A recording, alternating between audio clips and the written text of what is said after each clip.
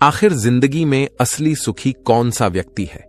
इस विषय पर गौतम बुद्ध की बेहद ही प्रसिद्ध कहानी की शुरुआत करते हैं। हम हमेशा उन चीजों के पीछे भागते रहते हैं जो हमारे पास नहीं है। हम भविष्य में उन्हें पाने के लिए लगातार प्रयास करते रहते हैं, लेकिन हम यह भूल जाते हैं कि जिस चीज को पाने का हम प्रयास कर रहे हैं उसके कारण हमारा वर्तमान दुखी हो रहा है। हमारे वर्तमान की सारी खुशियां हमसे छिन रही हैं। इस कहानी में आप यह समझ पाएंगे कि किस प्रकार आपका जो वर्तमान है वही सर्वश्रेष्ठ समय है। इस समय को आपको भरपूर ढंग से जीना चाहिए, क्योंकि यह समय जो आज आपके पास है वह दोबारा नहीं लौटने वाला। बहुत समय पहले की बात है, एक नगर में एक बहुत ही गरीब व्यक्ति रहता था। वह जब भी किसी धनी व्यक्ति को देखता तो वह मन ही मन बोलने लगता और कहता, हे भगवान, तूने मुझे इतना गरीब क्यों बनाया? इन अमीर व्यक्तियों को देखो, ये लोग कैसे ढंग से खेल रहे हैं, जीवन का आनंद ले रहे हैं, और एक मैं हूं जो हर रोज एक एक पैसे के लिए तरस जाता हूं। मेरे पास तो फूटी कौड़ी तक नहीं है और यह लोग पैसे बर्बाद कर रहे हैं। हे भगवान, मुझे भी अमीर बना दे। एक दिन वह व्यक्ति इसी तरह बोल रहा था, तभी उसके पास से एक बौद्ध भिक्षु गुजर रहे थे। उन भिक्षु ने उस गरीब व्यक्ति की सारी बातें सुन ली और तभी वह बौद्ध भिक्षु उस व्यक्ति से कहते हैं, क्या बात है भंते, तुम इतने परेशान क्यों हो? तुम इतने दुखी क्यों लग रहे हो? क्या कोई तकलीफ है तुम्हें? तभी वह व्यक्ति कहता है, हे गुरुदेव, मैं बहुत दुखी हूं, मैं बहुत गरीब हूं। मेरे पास तो खाने तक के लिए पैसे नहीं बचते। मैं एक एक पैसों के लिए तरस जाता हूं। इस दुनिया में मेरा कोई नहीं। मैं सुखी होना चाहता हूं। मुझे सुखी होना है, मुझे अमीर होना है। हे गुरुवर, क्या आप मुझे कोई ऐसा उपाय बता सकते हैं जिससे मैं जल्द से जल्द अमीर हो जाऊं और मेरे पास किसी चीज की कोई कमी ना रहे? उस व्यक्ति की यह बात सुनकर उन बौद्ध भिक्षु ने उस व्यक्ति की तरफ ध्यान से देखा और फिर उस व्यक्ति को कहते हैं, भंते, तू मेरे साथ चल। इतना कहकर वह भिक्षु उस गरीब व्यक्ति को एक अमीर व्यक्ति के घर ले गए। उस अमीर के घर को देखकर उस गरीब व्यक्ति की आंखें फटी की फटी रह गईं। उस गरीब व्यक्ति ने उन भिक्षु से कहा, हे गुरुवर, इतना अमीर होने के लिए तो मैं कुछ भी कर सकता हूं।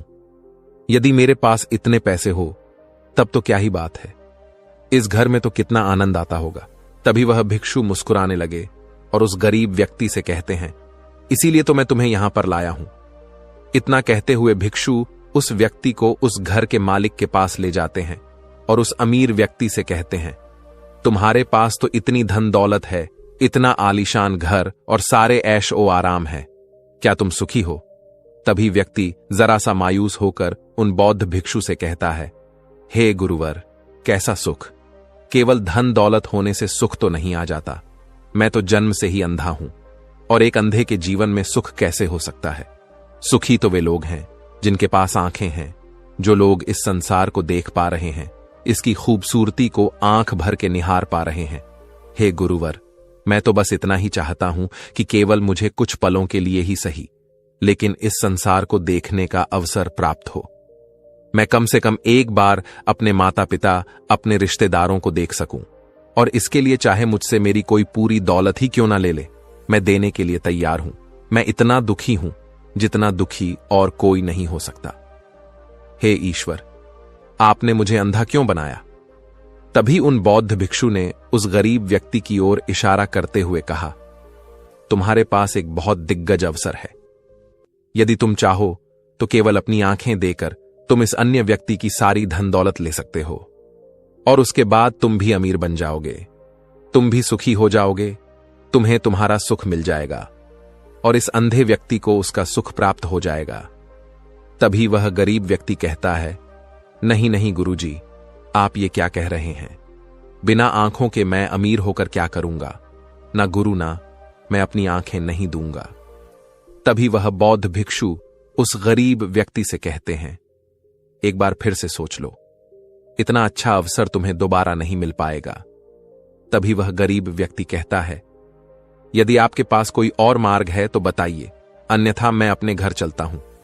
तभी वह भिक्षु उस युवक से कहते हैं, ठीक है, ठीक है, यदि तुम अपनी आंखें नहीं देना चाहते तो कोई बात नहीं, हम कोई और रास्ता निकाल लेते हैं।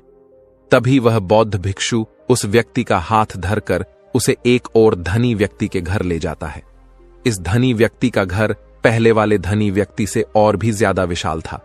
यह देखकर वह गरीब व्यक्ति कहता है, अरे अरे, इतना आलीशान घर मैंने आज तक नहीं देखा था। तभी वह बौद्ध भिक्षु उस गरीब व्यक्ति को उस धनी व्यक्ति के पास ले जाते हैं और उस धनी व्यक्ति से कहते हैं, आप तो बहुत सुखी होंगे, आपके पास इतना आलीशान घर है, इतनी धन दौलत है, सारे ऐशो आराम है, आपको तो किसी चीज की कोई कमी नहीं, आप अवश्य ही बहुत सुखी होंगे। तभी वह धनी व्यक्ति मायूस होकर उन बौद्ध भिक्षु से कहता है, आप यह कैसी बातें कर रहे हैं? आप तो जानते हैं कि मेरे दोनों हाथ काम नहीं करते, मैं अपाहिज हूं। यह जो इतनी धन दौलत आप देख रहे हैं, इन्हें देखकर भी मैं अपने हाथ वापस नहीं ला सकता। तो ऐसे में यह धन दौलत मेरे किस काम की? इससे तो अच्छा होता कि ईश्वर ने भला ही मुझे गरीब बनाया होता, लेकिन कम से कम मेरे दोनों हाथ मुझे सही दे देता। ना जाने भगवान ने मुझे क्यों अपाहिज बना दिया। जितना दुखी मैं हूं, उतना दुखी और कोई नहीं होगा। तभी एक बार फिर उन बौद्ध भिक्षु ने उस गरीब व्यक्ति की ओर इशारा करते हुए कहा, भंते, तुम्हारे पास एक और मौका है। यदि तुम चाहो तो अपने दोनों हाथ देकर इस अमीर व्यक्ति की सारी धन दौलत ले सकते हो। क्या कहते हो? क्या तुम तैयार हो? और अब की बार तो तुम्हें आंखें भी नहीं देनी होगी, तुम्हारी आंखें तुम्हारे साथ ही रहेंगी। तभी वह गरीब व्यक्ति उन बौद्ध भिक्षु से कहता है, अरे महाराज, आप ये क्या कह रहे हैं? एक अपाहिज होकर मैं इस धन दौलत का क्या करूंगा? क्या आपके पास कोई ऐसा अमीर व्यक्ति नहीं है जिसका पूरा शरीर भी स्वस्थ हो और उसके पास बेशुमार धन दौलत भी हो? तभी वह बौद्ध भिक्षु उस व्यक्ति का हाथ धर करके उसे तीसरे अमीर व्यक्ति के पास ले जाते हैं। उस अमीर व्यक्ति के पास उसका अपना महल था। यह देखकर वह गरीब व्यक्ति उन बौद्ध भिक्षु से कहता है, हे गुरुवर, यह तो अवश्य ही बहुत सुखी होगा। इसके पास तो इतना आलीशान महल है, इसके पास तो इतनी सारी धन दौलत है, ये अवश्य ही बहुत खुश रहते होंगे, इनका जीवन तो आनंद में होगा। तभी वह बौद्ध भिक्षु उस गरीब व्यक्ति को उस धनी व्यक्ति के पास ले जाते हैं और फिर उस धनी व्यक्ति से कहते हैं, आप तो अवश्य ही खुश रहते होंगे, क्योंकि आपके पास इतना आलीशान महल है, इतनी सारी धन दौलत है, आपके पास तो सारी सुख सुविधाएं भी हैं, आपका जीवन तो आनंद में बीतता होगा। इसके जवाब में वह अमीर व्यक्ति कहता है, हे गुरुवर, कैसा आनंद! मुझ जैसा दुखी इस दुनिया में और कोई नहीं होगा। मैं आज बहुत दर्द में हूं। मेरी पत्नी ने मुझे धोखा दे दिया है, वह किसी और से प्रेम करती है जो मुझसे भी अमीर है। आज मुझे समझ आया कि यह धन दौलत कभी किसी को सुख दुख नहीं दे सकती, और जब मन में दुख हो तो यह धन दौलत किस काम की। मुझसे सुखी तो वह गरीब इंसान होगा जिसकी पत्नी कम से कम उसके साथ तो है, वो उसके साथ वफादार तो है। आज मैंने तय कर लिया है कि मैं अपनी पत्नी और उसके प्रेमी की हत्या कर दूंगा। यह सुनकर वह भिक्षु उस अमीर व्यक्ति से कहते हैं, इससे पहले कि तुम ऐसा कदम उठाओ, कम से कम मुझे भोजन तो करवा दो। जाओ और भोजन की व्यवस्था करो और साथ में कुछ कांच के टुकड़े भी ले आना। वह धनी व्यक्ति सभी साधु संतों का बहुत आदर करता था, इसलिए वह उन बौद्ध भिक्षुओं की बात मान जाता है। लेकिन वह यह नहीं समझ पाता कि आखिर उन बौद्ध भिक्षु ने खाने के साथ कांच के टुकड़े क्यों मंगवाए हैं। लेकिन जैसा कि उन बौद्ध भिक्षु ने कहा था, वह अमीर व्यक्ति उसी प्रकार खाने की व्यवस्था कर देता है। वह भोजन के साथ कुछ कांच के टुकड़े लेकर उन बौद्ध भिक्षु के पास पहुंचता है। तभी वह बौद्ध भिक्षु, वह गरीब व्यक्ति और वह धनी व्यक्ति तीनों एक साथ भोजन करने बैठते हैं, और उसी समय बौद्ध भिक्षु कुछ कांच के टुकड़े उठाकर उस अमीर व्यक्ति के भोजन में मिला देते हैं और उससे कहते हैं, लो, अब तुम इसे खा सकते हो।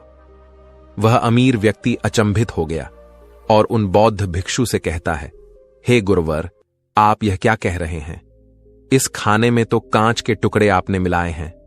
इस भोजन को मैं कैसे खा सकता हूं? यदि यह भोजन मैं करूंगा तो इससे मुझे बहुत तकलीफ होगी और हो सकता है कि मेरी मृत्यु भी हो जाए।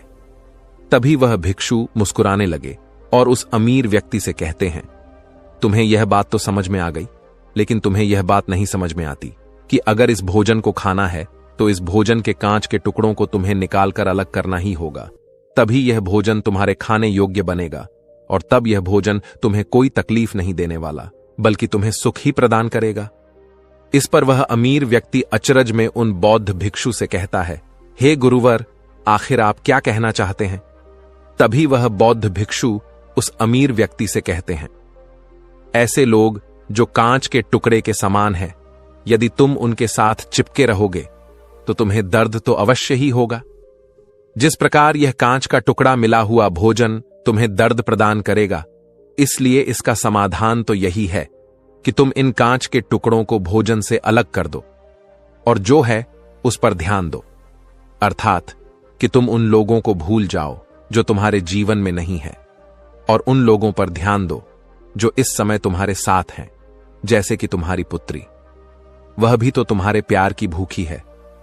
क्या तुम्हारा यह कर्तव्य नहीं है कि तुम उसका ख्याल रखो, उसकी परवरिश करो? आगे भिक्षु उस अमीर व्यक्ति से कहते हैं, सुख तो तुम्हारे पास ही है, बस इन कांच के टुकड़ों को, अर्थात अपनी पत्नी और उसके प्रेमी की हत्या करने का यह विचार अपने मन से निकाल दो, अन्यथा यह कांच के टुकड़ों से मिला हुआ भोजन के समान ही होगा और इसका परिणाम भी बहुत भयानक होगा।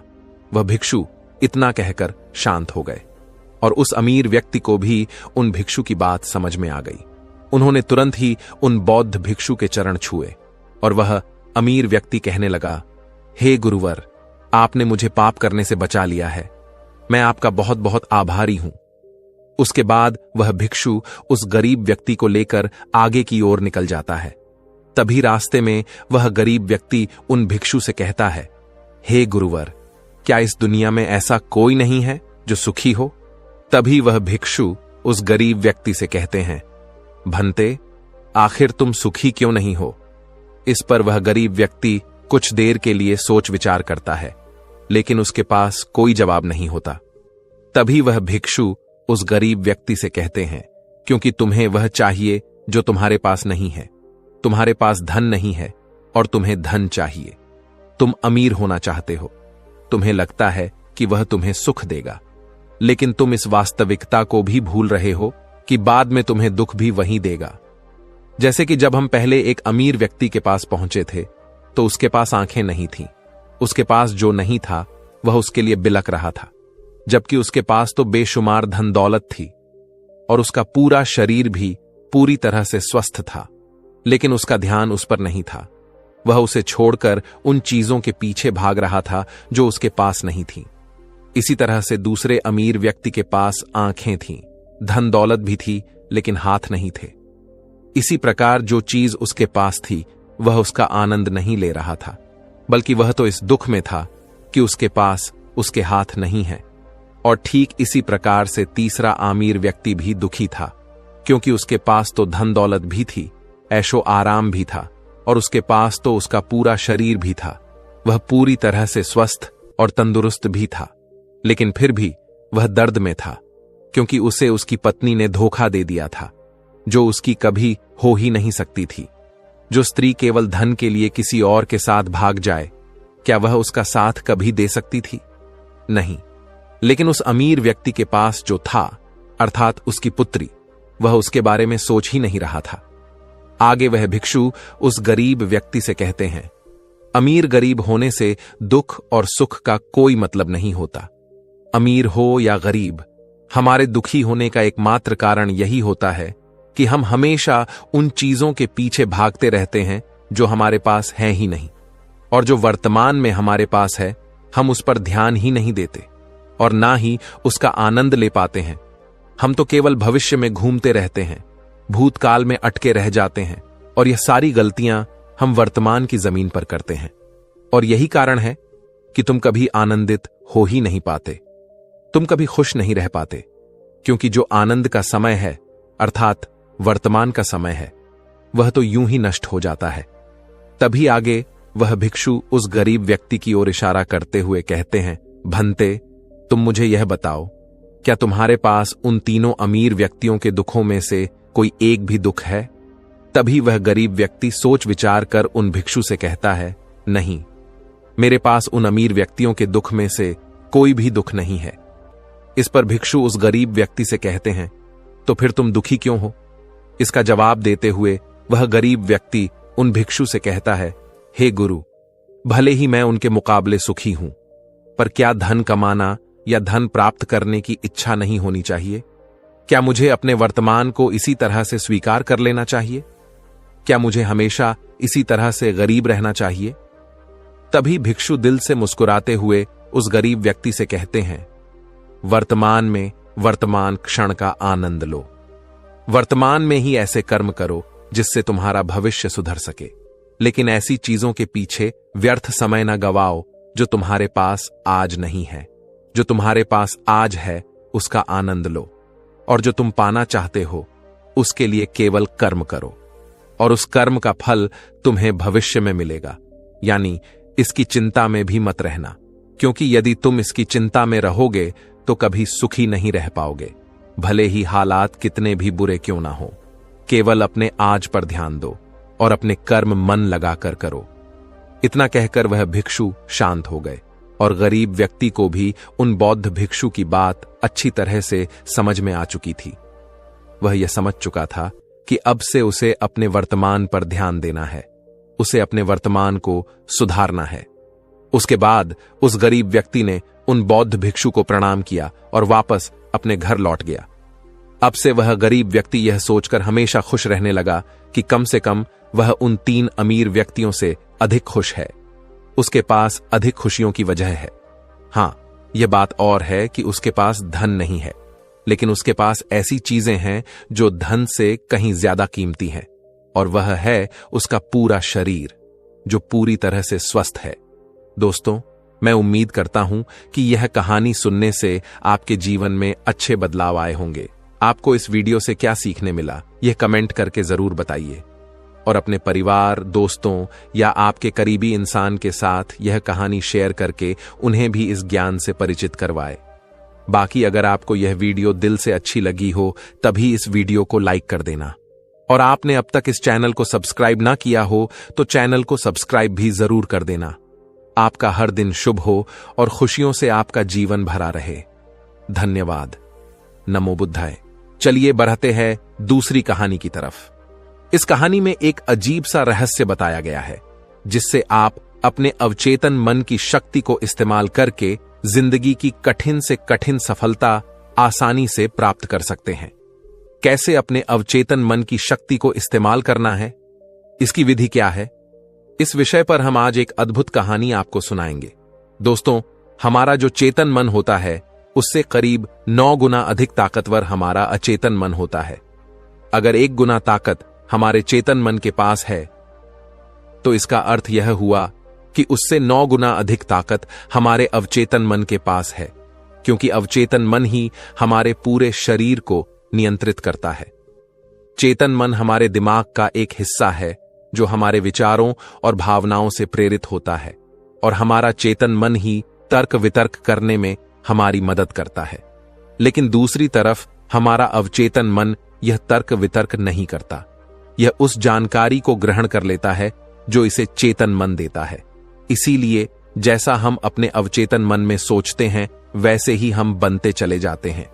क्या आपने कभी इन बातों पर विचार किया है कि कोई व्यक्ति दुखी क्यों है और वहीं पर दूसरा व्यक्ति इतना सुखी क्यों है?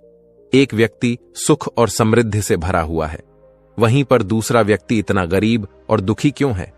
एक व्यक्ति भयभीत है जबकि दूसरा व्यक्ति आस्था और विश्वास से भरा हुआ है। एक व्यक्ति आलीशान महलों में रहता है, वहीं पर दूसरा व्यक्ति गरीब और टूटी फूटी कुटिया में रहता है। कोई बहुत सफल है तो कोई असफल। कोई व्यक्ति जरा सी मेहनत करके सफलता प्राप्त कर लेता है, और वहीं पर कोई दूसरा व्यक्ति जीवन भर मेहनत करने के बाद भी असफल ही रह जाता है। तो आखिर इन सब चीजों का कारण क्या है? क्या आपने कभी इन पर विचार करने की कोशिश की है?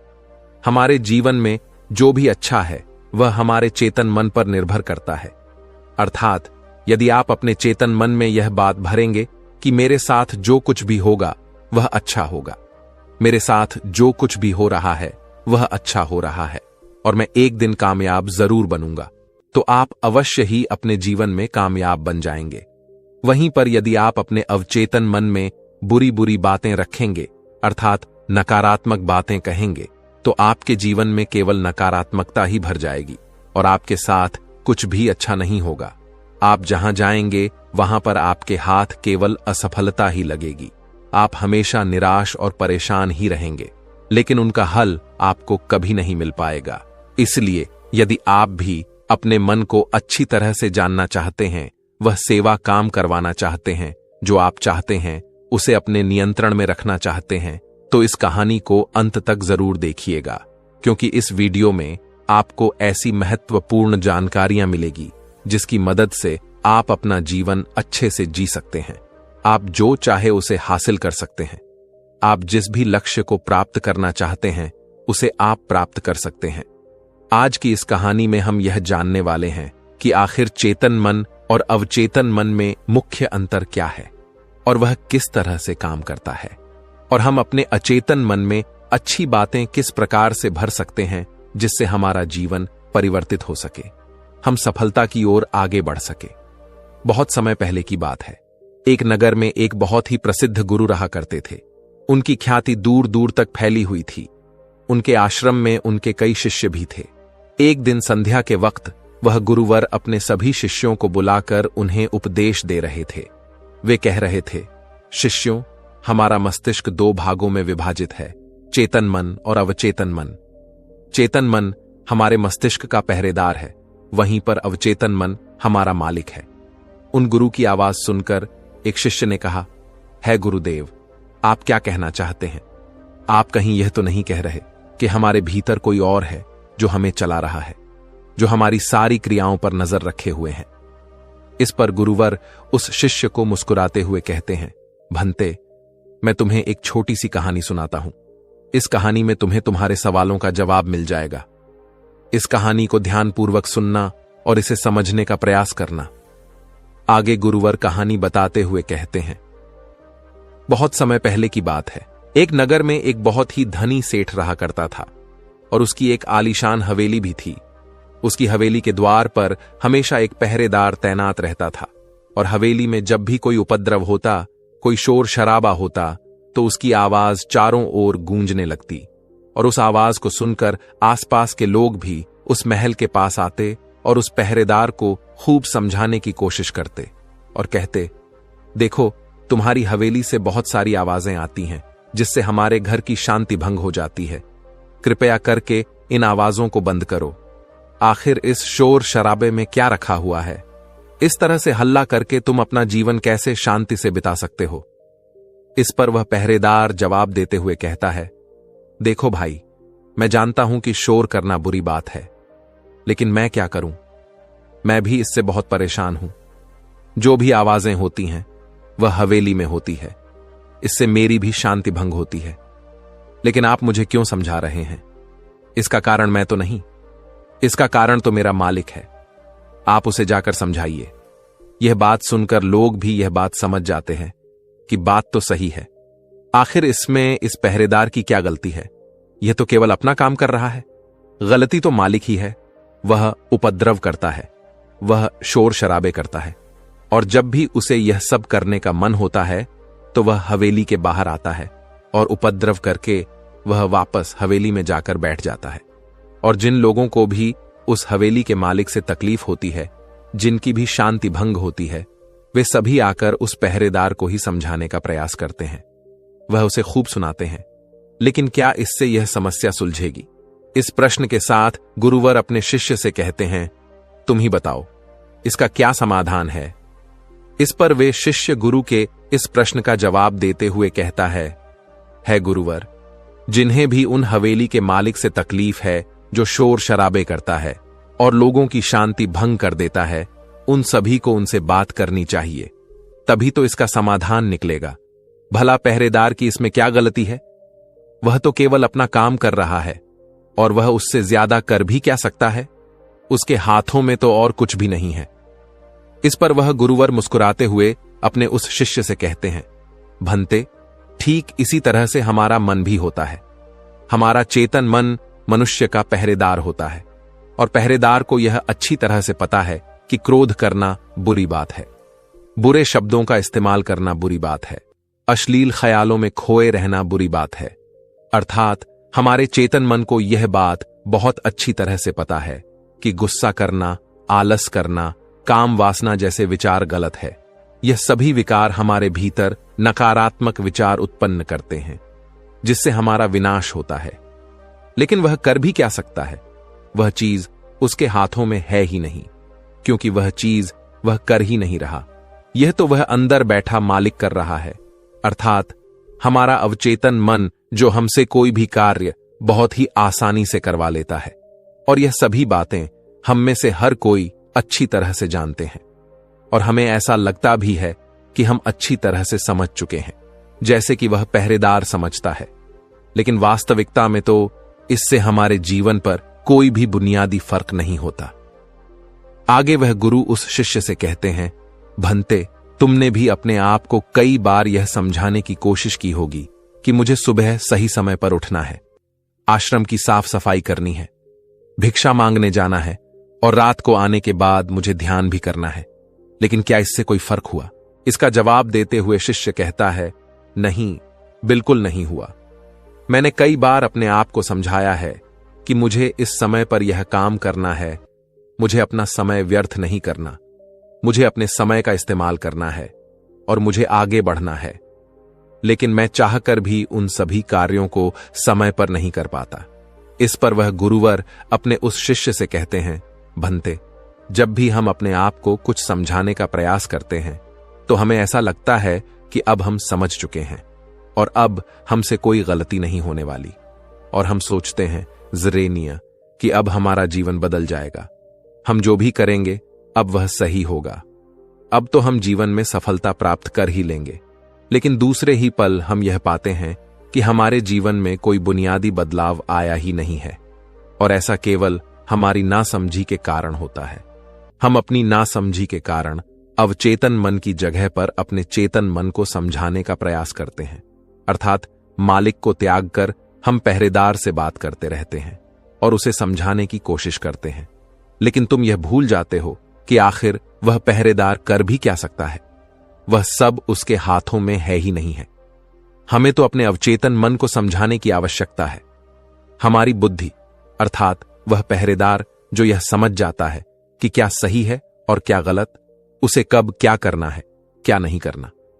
लेकिन यह सारी बातें केवल हमारे पहरेदार, अर्थात हमारे चेतन मन के सीमित रह जाती हैं। यह सारी बातें हवेली के उस मालिक, अर्थात हमारे अवचेतन मन तक तो पहुंच ही नहीं पाती, और यही कारण है कि हमारे जीवन में कभी कोई बुनियादी बदलाव हो ही नहीं पाता। ठीक उसी प्रकार जैसे कि यदि आपसे कोई कहता है कि पौधे में पानी भरोगे तो वह पौधा एक दिन वृक्ष होगा और फिर उसमें फल आएंगे, और आप उस बात को मान लेते हैं और उस पौधे में पानी भी देते हो, लेकिन आप पौधे की पत्तियों पर पानी देते हो और सोचते हो कि इसमें फल आएंगे। लेकिन जरा एक बार के लिए यह सोचिए, अगर पत्तियों में पानी दोगे तो उसमें फूल और फल कैसे आएंगे? हमें तो उस पौधे की जड़ में पानी देने की आवश्यकता है, लेकिन हम में से अधिकांश लोग केवल पत्तियों पर ही पानी छिड़क कर अपने आप को बहुत भाग्यशाली समझने लगते हैं।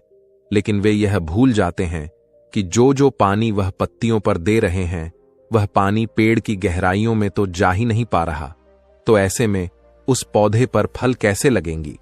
ठीक इसी प्रकार हम भी अपने मन के साथ करते हैं, और यही कारण है कि हम अपने जीवन में जो भी चाहते हैं वह हमें नहीं मिल पाता। हम अपने जीवन में फल चाहते हैं, लेकिन वह हमें नहीं मिल पाता। इस पर शिष्य उन गुरुवर से कहता है गुरुवर, तो फिर हमें क्या करना चाहिए? क्या ऐसा कोई उपाय है जिससे हम अपने चेतन मन की सारी बातें अपने अवचेतन मन तक पहुंचा सकें? ऐसी कोई प्रक्रिया है जिसमें हम अपने संदेश को अपने चेतन मन तक पहुंचा सके?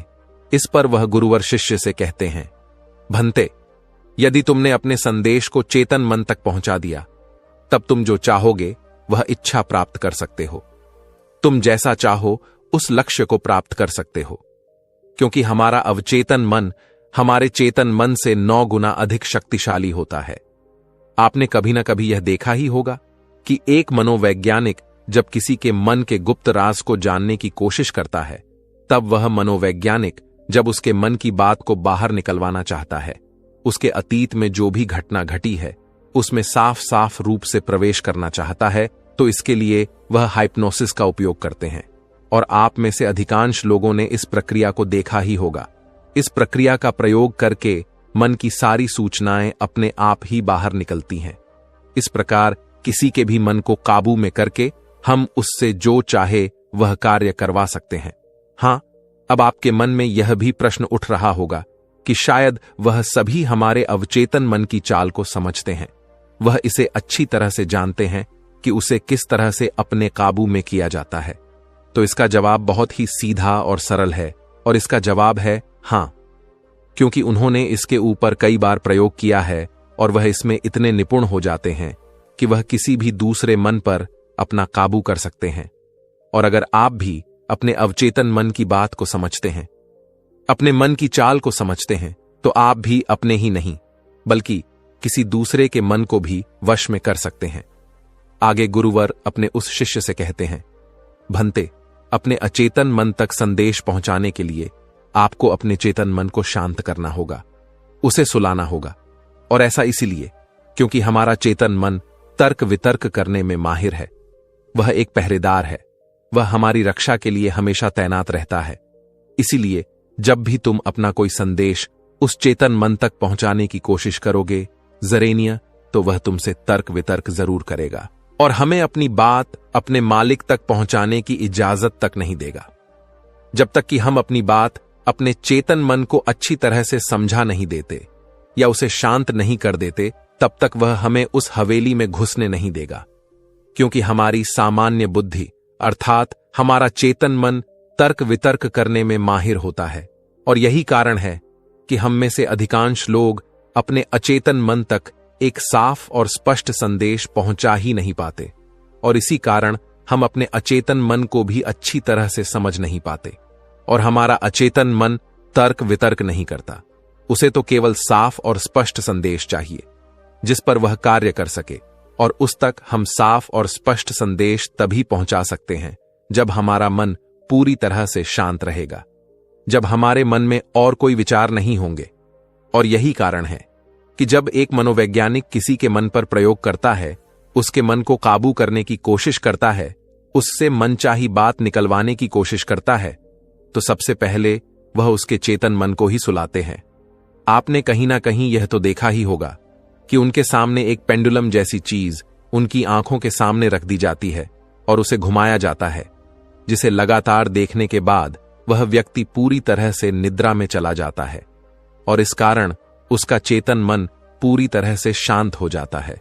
और जब उसका पहरेदार पूरी तरह से सो जाता है और उसके पास तर्क वितर्क करने के लिए कोई नहीं बचता, तब वह वैज्ञानिक आसानी से उस हवेली में जाता है और उस मालिक से जी भर के बातें करता है। जो बातें वह चाहता है वह बातें वह उससे निकलवा देता है। टिब के एक महान दार्शनिक ने कहा था कि अगर बात समझ में आ जाए तो आपका जीवन परिवर्तित हो जाता है।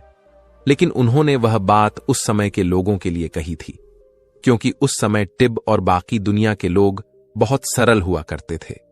उनका मन बहुत साफ हुआ करता था और उनको जो भी बातें बताई जाती थीं, वह उन बातों को बहुत शांतिपूर्वक सुनते और समझते थे। उस समय कोई भी तर्क वितर्क नहीं करता था, और जब कोई व्यक्ति तर्क वितर्क करने में माहिर होता था तो वह उसे तर्क वितर्क करने देते और शांति से केवल उसकी बातें सुनते। जब तक कि व्यक्ति तर्क वितर्क करके थक ना जाए तो वह गुरु के पास वापस आता है और उनसे कहता है गुरुवर, मैं अब तर्क वितर्क करके थक चुका हूं, लेकिन उससे मुझे कुछ भी हासिल नहीं हुआ। कृपया करके अपना कोई मार्ग बताइए, आप मुझे अपने तरीके से समझाएं। अब मैं उसमें कोई भी अवरोध उत्पन्न नहीं करूंगा। ठीक इसी प्रकार से हमारी बुद्धि भी काम करती है। जब हमारा मस्तिष्क तर्क वितर्क करके थक जाता है, तब उसे इस बात का एहसास होता है कि तर्क वितर्क करके उसे कुछ भी हासिल नहीं होने वाला, और उस समय तक उसे कुछ भी समझ में नहीं आएगा। अगर आपको यह वीडियो दिल से अच्छी लगी हो, तभी इस वीडियो को लाइक कर देना, और आपने अब तक इस चैनल को सब्सक्राइब ना किया हो तो चैनल को सब्सक्राइब भी जरूर कर देना। आपका हर दिन शुभ हो।